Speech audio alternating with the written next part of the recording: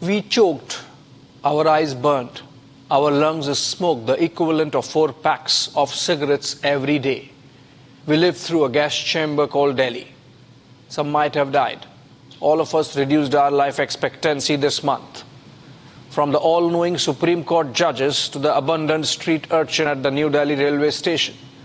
From the cabinet secretary who thinks that this nation moves at the snap of his finger to the peon in his office who thinks the file cannot complete its journey without his short walk between 2 tables.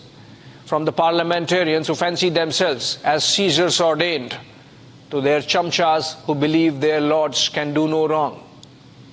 From the Delhi chief minister who cries when her boss comes out of jail but only thinks combat otherwise on governance issues. To the voter in Kalkaji, Atishi's constituency, who voted hoping something would be done of this annual death warrant that fills the air of Delhi every winter. Each one of us lost a few years of our lives in the gas chamber. When a public health emergency hits, there are physical manifestations. Ambulances blowing sirens, medics rushing through trauma centers, stretchers being pushed, ICUs full of patients on life support. There was nothing of that sort as Delhi and the extended national capital region choked on pollution. Perhaps that invisibilization of slow but sure death explains the bureaucratic response, the political slugfest, the taking in your stride acceptance. Chalta hai.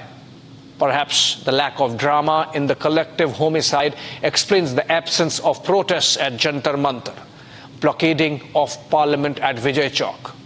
There are no farmers at the Singhu border now stopping traffic on the highway. Some of them could have been busy alighting those stubble fires for the genocide.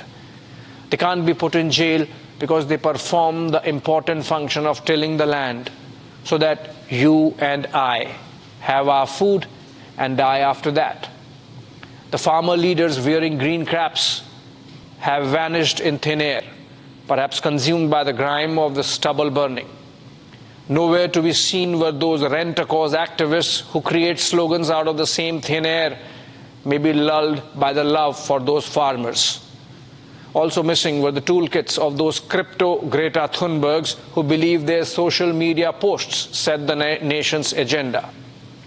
The Diwali crackers are bad socialites took the opportunity to have their social media detox break in Goa perhaps with its 45 AQI. We failed as a society. We failed as a nation. Our institutions failed. The pollution control boards control anything but pollution. The green tribunal bureaucracies feel a sense of self-importance, imposing graded response action plans, as if a graded dying is okay. After all, choking lungs do not have the same glamour as a heart attack. Our courts choked like our lungs. Our political parties genuflected before the stubble-burning mafia. Our bureaucracies tottered. Some of those pension-secure stupid clerks might have felt great satisfaction that they shut down schools for a day and saved our children 5 extra breaths. Our NGOs delivered nonsense. Our media, me included, proved to be ostriches. Make no mistake. I mean every word of this. You know how serious the situation is when a yoga teacher asking to postpone classes till smoke goes away is not a meme. It happened for real when I approached one for my mother this past fortnight. The oxygen cylinder supplier said he was doing brisk business. The AQI monitors of the Central Pollution Control Board maxed out, meaning they showed a reading of 500. The maximum that those meters can record, which means that actual air quality in Delhi was much more toxic.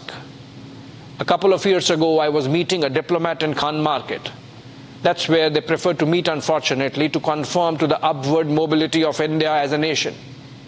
I asked how her Delhi posting had been since it was a farewell meeting. She said New Delhi is considered a punishment posting among the diplomatic corps in our national capital. Taken aback, I asked why. She said it was due to the pollution here. It's a hard family posting, and most governments give an extra allowance to entice their diplomats if they choose to serve in Delhi. It's no cheap thrill. It's a national shame. Shame on the Aam Aadmi Party if it saw votes in the criminal burning of stubble in Punjab. Shame on the BJP if it thought a choking Delhi would vote out AAP with vengeance come January. Shame on the executive, both the IAS and IPS in Punjab, Haryana and Delhi, which did not treat a national emergency as a national emergency. Perhaps the thaw with China along the LAC in Ladakh is in time. The first thing we should do is to get the Beijing city fathers as consultants for Delhi. Complete the shame, learn from China, and make sure we don't breathe poison next winter. Thanks for watching.